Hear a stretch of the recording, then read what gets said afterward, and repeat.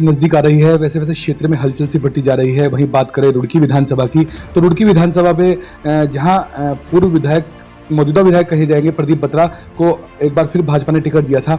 वहीं मजबूत दावेदारी कर रहे नितिन शर्मा ने भी कल अपना नामांकन भर दिया है और निर्दलीय प्रत्याशी के रूप में चुनाव मैदान में उतरे हैं।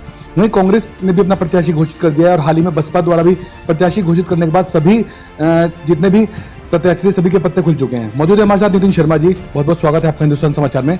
शर्मा जी, जानना चाहेंगे कि कहीं ना कहीं मजबूत प्रत्याशी आप माने जा रहे थे भारतीय जनता पार्टी के, लेकिन आपको टिकट काटा गया जिसमें कहीं ना कहीं नाराजगी देखने को मिली और आपने अपने निर्दलीय प्रत्याशी के रूप में पर्चा भरा है, तो अब क्या कहना चाहेंगे चुनाव को लेकर आप?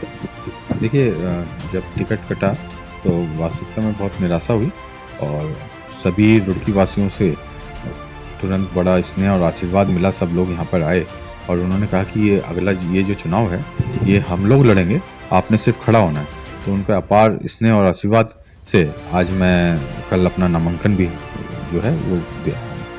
नामांकन आपके द्वारा कर दिया गया है, क्षेत्रवासियों का लगातार प्यार मिल रहा है, तो अब जन समर्थन भी आप कर रहे हैं, तो जन समर्थन के दौरान किस तरह जनता आपके साथ जुट रही है और जनता का कैसा प्यार आपको मिल रहा है? जनता का अपार स्नेह और आशीर्वाद मिल रहा है।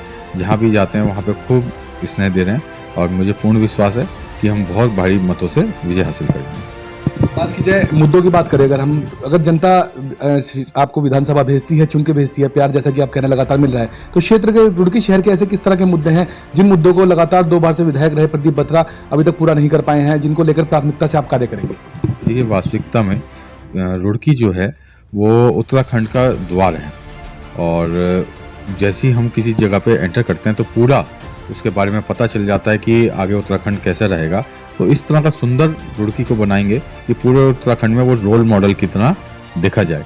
पिछले 10 सालों में जो विकास था वो एकदम ठहर गया है।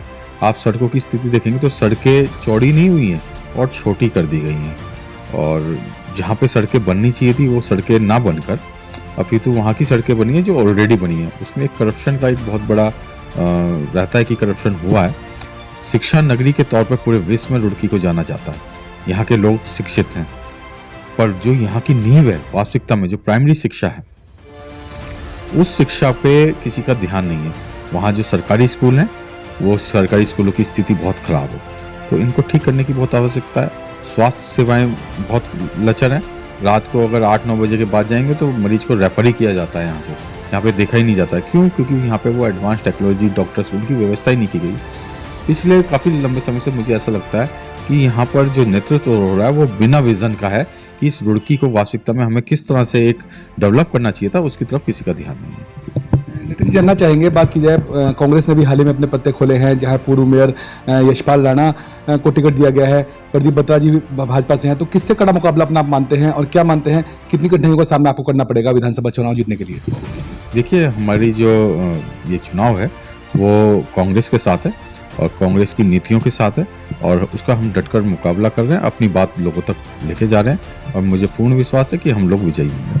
आखिरी सवाल मेरा रहेगा नितिन जी, बात की जाए विधानसभा जनता आपको भेजती है, रुड़की शहर की जनता विश्वास करती है, तो उसके बाद क्या आपका अगला निर्णय रहेगा? किस पार्टी को आप ज्वाइन करेंगे या फिर निर्दलीय प्रत्याशी के तौर पर ही आगे भी आप रहेंगे? नहीं, जब निर्दलीय हम जीत रहे हैं तो अभी तो निर्दलीय ही रहेंगे और जनता जैसा चाहेगी वैसा हम कार्य करेंगे।